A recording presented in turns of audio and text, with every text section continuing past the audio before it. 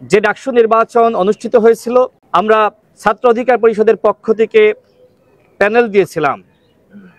আমরা যতটুকু তথ্যপত্র পেয়েছিলাম, ভিপিজিএস সহ আমরা সর্বমোট কেন্দ্রীয় সংসদে 11টি পদে জয়ী হয়েছিলাম।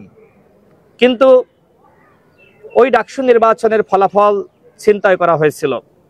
আমি খুবই আত্মবিশ্বাসী ছিলাম, যে কারণে সেই সময় একমাত্র প্রার্থী হিসেবে আমি বিশ্ববিদ্যালয় কর্তৃপক্ষের কাছে অভিযোগ দাখিল করেছিলাম। সেই সময় একটি তদন্ত কমিটি তারা গঠন করে, কিন্তু সেই তদন্ত কমিটি তথ্যপত্র পাওয়া সত্ত্বেও সঠিক তদন্ত প্রতিবেদন দাখিল করেনি।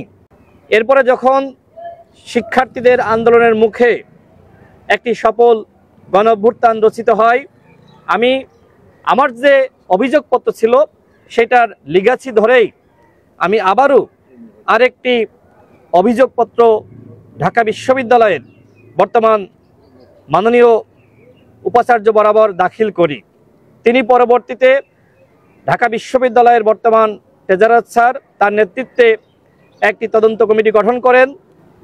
এর আগে আমাকে উক্ত তদন্ত কমিটি ডেকেছিলেন, আমার কাছ থেকে বিস্তারিত তথ্যপত্র তারা নিয়েছিলেন। আজকেও তারা দ্বিতীয়বারের মতন আমাকে ডেকেছেন এবং বিস্তারিত তথ্য উপাত্ত নিয়েছেন এবং আমার বক্তব্য জানতে চেয়েছেন যে আমরা এখন কি চাই। আমি যেটি বলেছি, যেহেতু গোলাম রাব্বানী ওই সময় অবৈধভাবে ছাত্রত্ব নিয়ে ডাকসু নির্বাচন করে, সুতরাং গোলাম রাব্বানীর ছাত্রত্ব বাতিল করতে হবে এবং তিনি কোনোভাবেই জিএস হিসেবে নির্বাচিত হননি। ঢাকা বিশ্ববিদ্যালয়ের শিক্ষার্থীরা আমাকে জিএস হিসেবে নির্বাচিত করেছিল, কিন্তু ওই সময় আপনারা খেয়াল করে থাকবেন যে তারা ফলাফল ঘোষণা করতে প্রায় ফজরের নামাজ পর্যন্ত সময় নেয়। এর পিছনে কি কারণ? এর পিছনে কারণ হলো যে শেখ হাসিনা কি চায়। শেখ হাসিনার চাওয়ার প্রেক্ষিতেই তৎকালীন উপাচার্য, সেই কুখ্যাত শিক্ষক নামের কুলাঙ্গার, আজকে বলতে বাধ্য হচ্ছে, সেই আখতারুজ্জামান মধ্য শেষ রাতে একটি ফলাফল ঘোষণা করে এবং সেই ফলাফলে আমরা দেখি গোলাম রাব্বানীকে জিএস হিসেবে ঘোষণা করা হয়।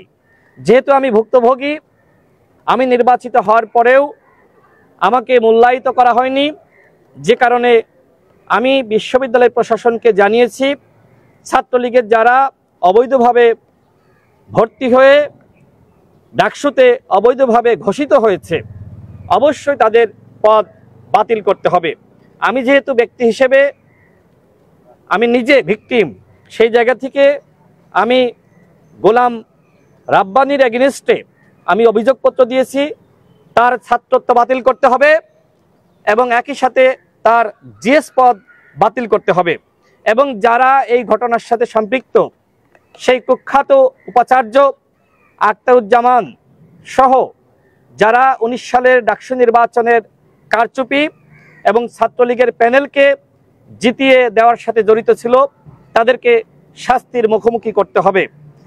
শুধুমাত্র গোলাম রাব্বানী নয়, ছাত্রলীগের আরও কয়েকজন অবৈধভাবে ভর্তি হয়ে তারা কিন্তু ডাকসুতে নেতা হয়েছিল।